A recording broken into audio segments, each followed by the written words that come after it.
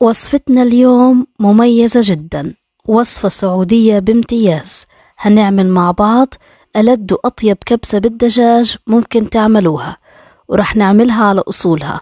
وصفة من أشهى وألذ الأكلات طبعا لأنها غنية بالنكهات ومطيبات. صحيح مكونات الكبسة كتيرة بس طريقة تحضيرها سهلة جدا. هعملها معكم طنجرة واحدة وبطعم أكتر من رائع، وخطوات بسيطة، ويطلع معك الرز نثري بدون ما يعجن. وكمان هنعمل صلصة الدقوس الرائعة.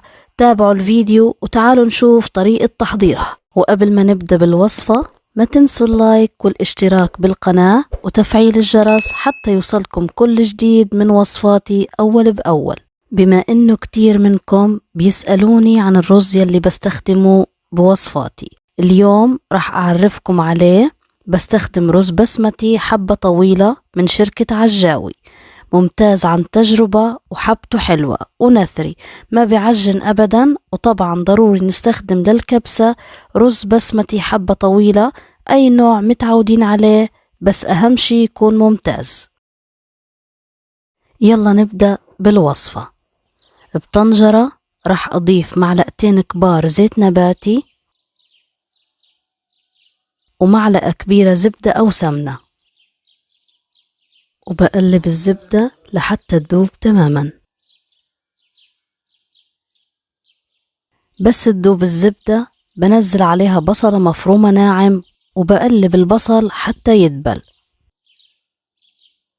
بعد ما ذبل البصل بنزل عليه معلقة كبيرة توم مهروس وبقلب شوي وبضيف البهارات الصحيحة: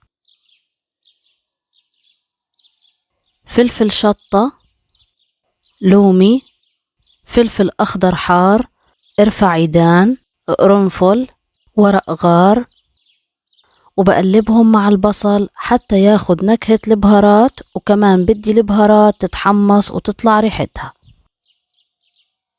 هلأ رح أضيف البهارات المطحونة: معلقتين كبار بهار كبسة، معلقة صغيرة كاري، نص معلقة صغيرة بابريكا، معلقة صغيرة كركم، نص معلقة صغيرة قرفة، معلقة صغيرة فلفل أسود، ومعلقة صغيرة ملح. بقلب البهارات منيح وبتركها شوي. هلأ رح أضيف حبتين طماطم مقشرين مفرومين ناعم،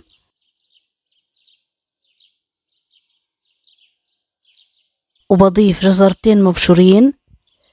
الجزر بيعطي طعم ولون فخم للكبسة. هلأ رح أضيف نص كوب زبيب، وهو اختياري لكن بيفرق كتير بالنكهة وبيعطي طعم مميز جدا للكبسة. وبضيف معلقتين كبار من معجون الطماطم وبقلب كل المكونات منيح وبترك الخلطة تتسبك. بنزل الدجاج، ممكن تكون الدجاجة مقسومة نصين وممكن قطع حسب رغبتكم، وممكن تستخدموا أفخاد الدجاج أو اللحمة. بقلب الدجاج على الجهتين حتى يتحمر وياخد طعم ولون التتبيلة. بغطيه وبتركه على نار هادية لمدة 10 دقايق حتى يتشرب التتبيلة. بعد 10 دقايق بغمر الدجاج بالمية الساخنة. هلأ بدنا نحضر صلصة الدقوس الرائعة. طبعا هاي الصلصة فخمة جدا وبتتقدم مع الكبسة والبرياني وكمان المندي. بس تغلي بهدي النار وبغطي الطنجرة وبتركه يستوي على نار وسط. بيحتاج من 30 ل 40 دقيقة تقريبا حسب حجم الدجاجة. لتحضير صلصة الدقوس بنحتاج 3 حبات طماطم مقشرين ومقطعين، معلقة كبيرة معجون طماطم، قرن فلفل أخضر حار أو أكتر حسب الرغبة، 2 ل 3 توم، معلقة صغيرة من الملح، ونص كوب بقدونس أو كزبرة حسب المتوفر وحسب الرغبة. أنا استخدمت البقدونس وجربتها قبل هيك بالكزبرة بس حبيتها بالبقدونس أكتر. بخلطهم سوا بمحضرة الطعام أو خلاط الكوكتيل أو الهاند بلندر. صلصة الدقوس صارت جاهزة، هاد قوامها، لون وطعم وريحة ولا أروع من هيك، فعلا بتجنن. طبعا ممكن تتقدم باردة مثل هيك أو تغلوها غلوة على النار. هلأ رح أضبط عيار المرقة. لكل كاسة رز بسمتي 1.5 مرقة. طبعا الرز مغسول ومنقوع بالمية لمدة نص ساعة.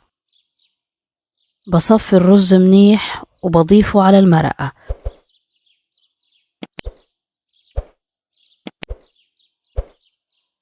وهنا راح أعدل الملح وأضيف معلقة كبيرة من بهار الكبسة ولومي وعودين قرفة وربع معلقة صغيرة من الكركم ومكعب مرقة دجاج. الكركم بيعطي لون ذهبي حلو للكبسة. بقلب الرز وأول ما يغلي بهدي النار وبتركه يستوي على نار هادية. الدجاج استوى، برفعه من المرقة وبتركه على جنب حتى أحمره بالفرن.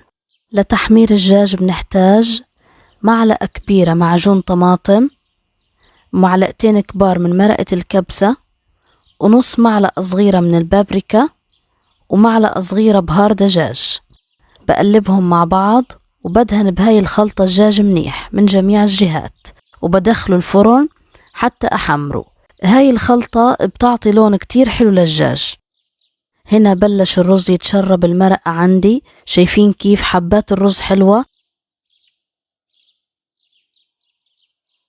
بغطيه وبتركه يكمل سوا. وهيك صار الدجاج جاهز بعد ما حمرناه بالفرن وأخذ لون ذهبي حلو وريحته بتجنن. الرز استوى ما شاء الله، لون الرز تحفة وريحته بتجنن ونتري والطعم خطير. هلأ رح أرفعه عن النار وأتركه ربع ساعة قبل التقديم حتى يفتح أكتر ويكون نثري، وهاي الخطوة مهمة بكل أنواع الرز. هلأ رح أوزع الرز بصحن التقديم مثل ما انتو شايفين. ما شاء الله الرز نتري ولونه تحفة، ويا عيني عريحة الكبسة بجد بتشهي. وصفة من أشهى وألذ الأكلات وبطعم رائع. بإذن الله بعد الفيديو هاد رح تبهري زوجك وعائلتك وكمان ضيوفك وتعملي إلهم أطيب وأحلى كبسة، ورح تزبط معك لو أول مرة بتعمليها. بزين الكبسة باللوز المحمص والبقدونس، وهيك الكبسة الفخمة صارت جاهزة للتقديم. بتمنى تكون طريقتي عجبتكم والفيديو نال إعجابكم. بانتظار تطبيقاتكم الفخمة كالعادة، وأي استفسار اكتبوا لي تحت بالكومنتات. دمتم بخير.